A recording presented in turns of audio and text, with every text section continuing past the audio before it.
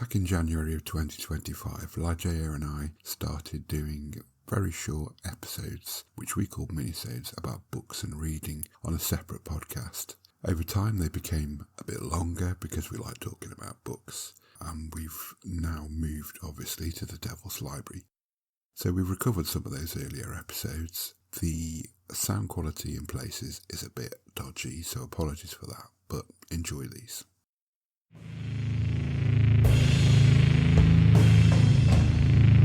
Hell is empty, and all the devils are here.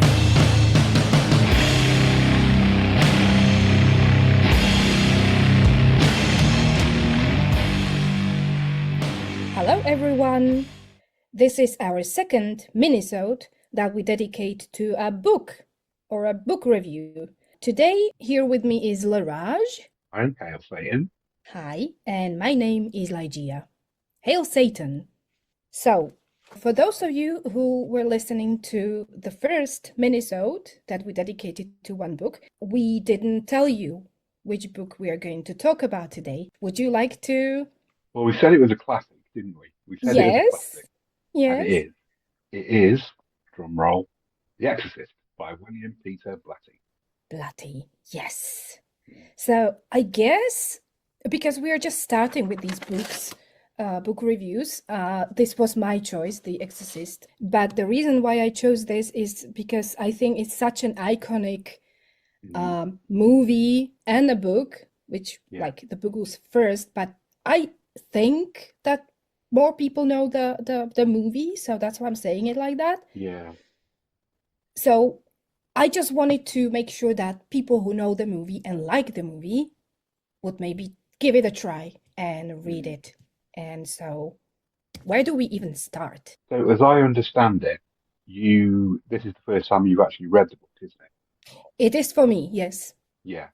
So but you'd already seen the movie? Yes, many times. Yeah. It was reversed for me. I read the book, God, I don't know, a long time ago, 30 years ago. And at the time, the movie was actually still banned in the UK when I read. Oh, was it? Oh, yeah. I didn't even know. So yeah, I read the book first. Was the book banned also? No, the book was never banned. No? It's weird, isn't it? Interesting. It's interesting. Because we will get there, but like, I mean, it's not any softer. Oh, it's quite the opposite, I would say. Okay, whatever. I didn't know that. But this was, you think it was like shortly after the movie was made, which was, I think, 1973? I can't remember if it had a brief showing and then got banned here. Yeah. It wasn't banned in America. I think it was just over here, of our delicate British sensibilities. Oh, yeah. Okay, so the book was written by William Peter Blatty in 1971. The story is about a single mother or like a divorced mom, Chris, and she's got this one daughter. She's like a fresh 12 years old girl. The mom is an actress, so it's in the 70s. This is like really interesting. Her world and the job she does, and like she's trying to raise this child by herself, and she's got some help. She has like 2 servants and some secretary living in the house. There is like a huge beautiful mansion or house, so that was also interesting in the book, the details and everything of the like they lived. And this girl starts having some health issues. She takes her to the doctors and stuff like that, and it's like a little bit weird. Nobody really knows what it is, so they are trying to find out. They are like trying to scan her brain and blood pressure and stuff like that, like the first things that you do when you're not sure what's happening, because it's mostly like nightmares and like weird sounds happening in the house at night, and like the room of the child begins to like be freezing temperatures, even though it's like the window is closed, everything, you know, like it's like slowly going. The whole book is, I would say, it's a slow burning but paying off read. Like for me, it was good that it was like slow, and then it hits you at stages like those points where it hits hard, and I really really like that. I So think he was very careful to kind of like make sure that the scientific and logical and medical explanations were kind of exhausted. yes, yeah, that was the whole issue. Like there was team of people created by this mother who was really desperate to help this child. She loves her so much, and you know, she's still very delicate and fragile. It's this fragile age of, you know, she's becoming a young lady, but she's still a child, and now there was this divorce. So everything that's going on in her mind, it's a combination of Yeah, the man of science and a man of, let's say, religion or faith. yeah, And I really liked about the book. I was a little bit skeptical. I need to say that. Maybe this is why I was hesitant. I was scared this book will be more like commentary about the faith and the science, but it wasn't. I don't think yeah. it was. I never had a feeling that the author Blatty, was trying to force me to think either way. I did not Mm, feel that. So I think this book is for people who are religious, who are believers, as well as for people who are like us, more skeptical and not believing in, you know, the what is it, supernatural.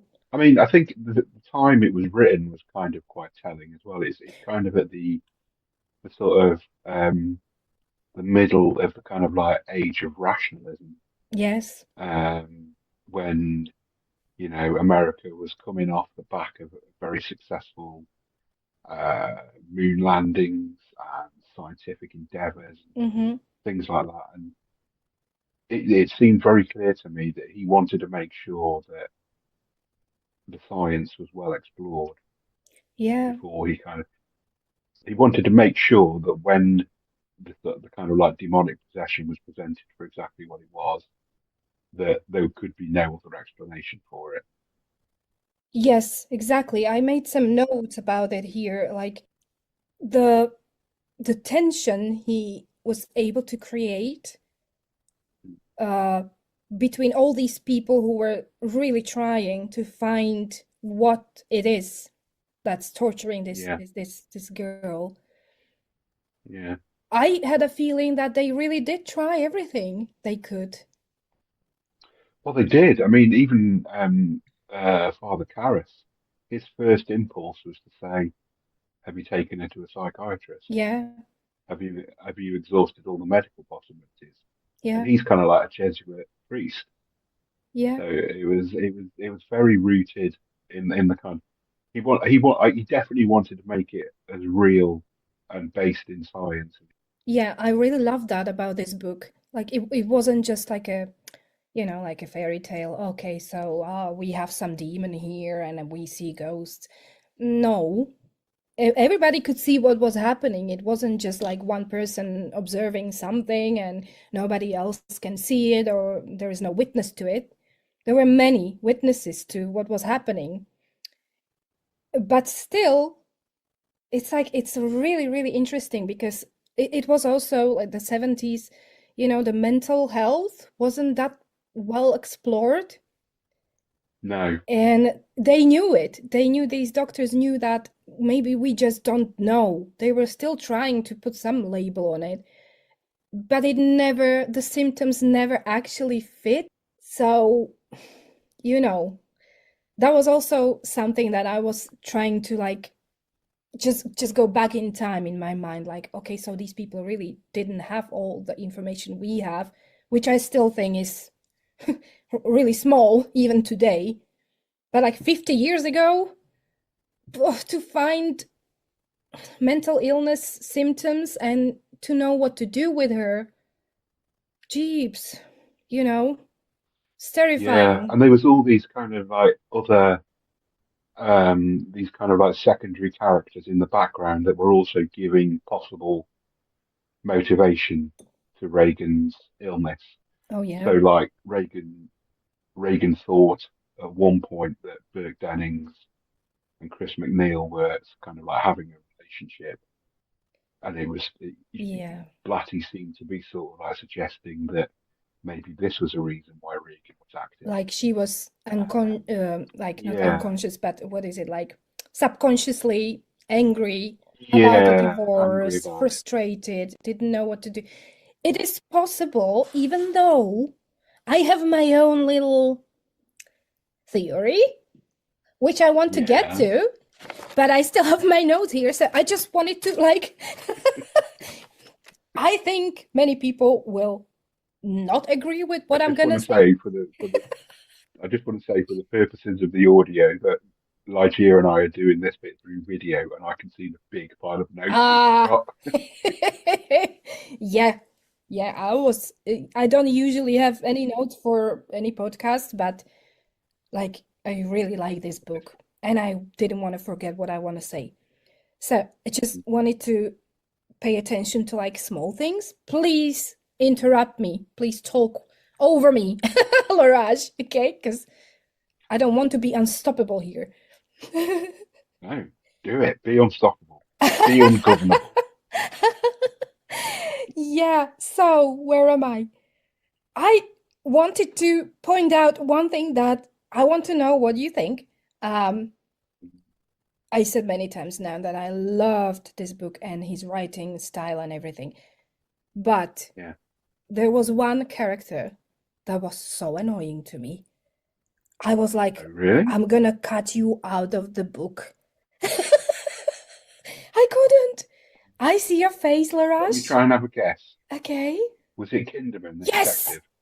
I couldn't find proper reason for him to be in the story. You're gonna hate the sequel then. Or maybe I'm gonna love it. I don't know. I don't want to question this author. I didn't write any book, okay? And I love this. I think he had a reason to put him in the story. But every time he was there, I think it was his tactic, but like he always was saying the same thing. I know you're busy. I know I'm interrupting you. And I just wanted to shake him like, oh man, please just speak up. Please just ask what. I think it was I think his. he was presented as a kind of. Yeah. Do you remember that old American cop show with Peter Falk, Columbo? Did you ever watch any of I've those? never watched it. I remember the guy in his coat. He was kind of. He seemed to be presented a bit like that kind of like. He's obviously got a razor sharp mind, but he Yes. kind of disguises it through bumbling and Yeah. never getting to the point and that kind of Tiring thing. you before he asks. Yeah, He tired me. You know, I mean, I you're really guess not going to enjoy the sequel, no, are no, you? no. I'm gonna read that. I actually am gonna read that, but I already ordered that book. But that was just like a side note. He was clever and he was asking correct questions about the death of that, what was it, Dennings? Anyway, Yeah. but yeah. So I wanted to say, like, for people who watched the movie, obviously the visuals of the movie are scary. But Mm. how does that translate to words? Did you feel Mm. like the scares in the book were good? I don't think it's like Yeah. jump scares, but I felt like he did well. Yeah. I did maybe again maybe it's because I read the book before I saw the movie, but I did find the book scarier than the film. Me too. It went really deep, and that really made me feel so unsettled and disturbed. It's not jump scares, obviously, but like it's not even in many days. The whole story is not happening in many days. It was just following each day. It was getting worse and worse with her. But it's 400 pages. yeah, Oh, it's quite grueling. There is this kind of like sense of ever increasing dread that kind of like once they've once Blatty kind of like committed to saying yes, it's demonic possession. There's this kind of dread yeah, that just grows and grows and yeah, grows. And it gets to the point where he starts writing about, a character going up to Reagan's room, and you yeah. start thinking, oh God, I don't really want to go back into that room. It's too much. Yes, yes, exactly. And I had this lingering feeling that the question in my mind, well, I knew it from the movie, but I was trying to just read it as a new thing. Like, is Regan still in there? Is she even Mm. there? Well, that's a good question, Like, isn't it? I did mean, she know? yeah, well, I mean, yeah, what happens? Has anyone ever written a novel about that aspect of possession? Yeah, What happens to uh the the displaced? vessel or Yes, whatever. yeah. Or the I mean, yeah. Did she she? must have either still been in there or gone, or because at the end of the book, at the end of the movie, obviously Yeah. she's fine. Spoiler. Well, not Yeah. fine, but sorry, yeah, we'll bleep that bit out. But it's an interesting question. I don't think anyone's ever done anything. Yeah, I just kept thinking, does she hear those words? Can she feel it? Is she listening to that? And she can't do anything about it. It's like a Mm, sleep paralysis, like, is it? yeah, yeah. Or is she just gone and it's happening through her? Not gone, gone, but it really was, you Well, know. there's a bit at the end where Chris says to Father Dyer that she didn't remember any of it. Oh, yeah, she Uh, says that. but I, when she said that, my immediate thought was, really? Or is Nah. that just what she's telling you? Also, I don't know what the sequel does, but for some reason, at the end, Regan was scary to me. I'm not gonna lie. Really? She was scary to me. I did not believe that she's completely. Oh, I'm not going to say anything more. Don't! Maybe it's not about her. You see, I don't trust anything now. I just thought, okay, so now she just grew strong with the entity or Yeah. whatever, and now she can pretend to be fine and go through the world with Pazuzu in her belly. Like, okay, I'm good, guys, but I have met Pregnant with human. Pazuzu. Yeah. Ah, you know, that's So you said who your least favorite character was. Who was your favorite character? oh, the priest slash psychiatrist, Damien Karras. I Yeah. wish I could read even more about him. I really liked him. Fascinating character. Yes, Absolutely fascinating. Yeah. such well written. He was no nonsense, even though he was a priest, Mm. which, I have some issues with priests. But like, not everybody is, how can I say it nicely? Anyway, everybody knows what I'm trying to say. This guy, I would love to meet him. Would like to Yeah. talk to him. I loved his mind and Yeah. how he really was struggling with his faith. And he felt a Yes. lot of guilt. And it was showing in how he was approaching the whole thing because there were some really good questions. I read a couple of interviews with uh, Blatty, not recently, a long time ago. And I always got the impression that Karras was him. He Oh, kind of like, yeah. I mean, oh, he did have he was quite. I mean, he was a Catholic himself, I know. um, Now I remember that. and I think Karras was kind of like the choice to make Karras a man who was kind of like on the verge of losing his faith, and also at the same time losing his faith in psychiatry and Yeah. science. He seemed he seemed to have this air of kind of like all the way through the novel, right from the first time we meet him. He has this air of desperation about he doesn't know where to turn. Yes. Mm. And it And was I think, consuming him, even yeah, physically. He was not sleeping, he was not eating, was smoking, like chain smoking. No, no, like he didn't yeah, even stop. He couldn't. Also, while you're talking about him, I just want to insert this one thing. I don't know how many people use like audiobooks, but there is one that is narrated by Blatty, mm, and it's a gem. Maybe it's because he's the author, but like, please have a listen. His voice. I read the book, like physically, I read it with my eyes and in the book. But also I had to go back, so I have also the audiobook, and I was surprised.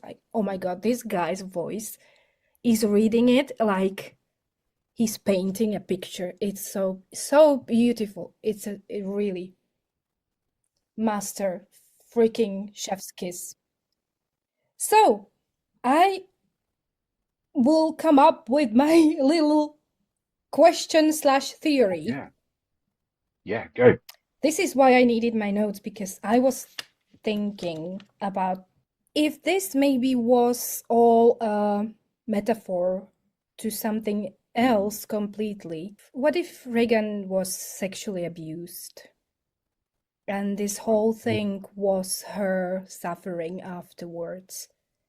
Because her behavior is obscenely sexual, yeah, and yeah, she molests her mother at some point. mm, She has the vocabulary she shouldn't have. yeah, And the big question for me was, what was this Dennings guy doing in her room when she was alone? And yes, because maybe it was he said, needed to die. I just said that.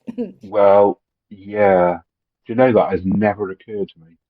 Yeah. But now that you've said it, If you look at this like from this theory, POV, it makes yeah, sort of sense, because maybe Blatty wouldn't want to say it straight away. mm, But also like all those desecrations that were going on and the yeah, oppression of the Catholic Church against everything overly sexual, and then we were still dealing with the Black Mass and satanic sexual, because yeah, the desecrations themselves were quite sexual as well, weren't it, they? I mean, they were everything. quite Yes, certainly certainly they were presented that way in the film yes, as yeah, it was in the book as well. yeah, It yeah, was the yeah, breasts and like, I'm not sure which words I can use here, but like genitals were attached to like statues of Saint Mary and that's right. stuff. Yeah, And you know, the dealing with the Catholic and the Black Mass, yeah, the idea of Black Mass being overly sexual. mm, Maybe it was just a backlash to the oppression. The whole book was yeah, dealing with this issue. Maybe it's not just me seeing it in there. Maybe it's also because I have been through something in my yeah, early life. So maybe I'm seeing things where they are not. But if you look at the book through this lens, yeah, you might see symptoms of something he really maybe wasn't trying to like shout to the world. So mm, maybe the whole Pazuzu thing was just her trauma. yeah, yeah. And you think Dennings would Oh, be the possible? Dennings, because he was really not a nice guy. He was absolutely horrible to that servant. I don't want to call him servant. You Carl. know, Carl, the Mm, Swiss yeah, guy, yeah. constantly calling him, you know Oh, yeah. what? No, yeah. Yeah. Mm, And he was never nice to anybody. mm, He was coming and going. And I remember there was one sentence or one scene in the book, I think it's also in the movie, where he was also always drunk, but he was drunk in this scene, and I forgot what he was drinking, maybe whiskey or whatever. And he said something like, "Oh, there is a pubic hair in my drink." Yeah. And there is no freaking reason for this sentence. There is no reason for him to say No. that. It doesn't connect to anything else, just to what I'm saying. Mm. And the question why he was there in her room. It Why is on a earth? very, it is a valid theory, definitely. I mean, I mean, she has an odd relationship with her dad. Yeah, maybe Um, there's also something with the dad. Maybe. yeah, yeah. But yeah, no, I mean, it definitely never occurred to me. But Yeah. now you've suggested it, it's definitely plausible. It's much more plausible to my mind as to Yeah. believe in Pazuzu, you Mm. know. Well, yes. I mean, we're kind of like Yeah. as rational people. Yeah. Yeah. But also, even if it is Pazuzu, it was a good read, good Mm. movie. If it was Pazuzu, I need more of him. More Patootie, please. Oh Yeah. yes. So what was your understanding? What was going on Well, with I him? read it when I was quite young. I think I was a teenager when the first time I read it. Really? Ooh, must be scary. It was fucking Yeah. terrifying. Yeah. Yeah. Certainly slept with the lights on a lot after reading that. But I just bought completely into the whole demonic possession thing as as the internal logic of the book. Um, it you know I didn't see any good reason as a teenager to think it was anything other than demonic possessions.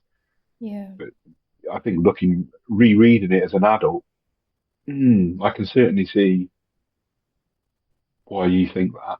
Maybe it's open to interpretations. Maybe. Yeah. I would like to know what people think. What did you think of the ending? Without trying to like spoil it for people, I guess who may. Yeah, as I told you, like a part of me wants to, for some strange reason, part of me wants to, poor Reagan, think that she's still possessed and there's going to be another story of her being the strong demonic woman and she's gonna be I don't think it's true. But for that to be true, that would mean that Pazuzu would have had to have. I don't. We're going to spoil the shit out of this, but never mind.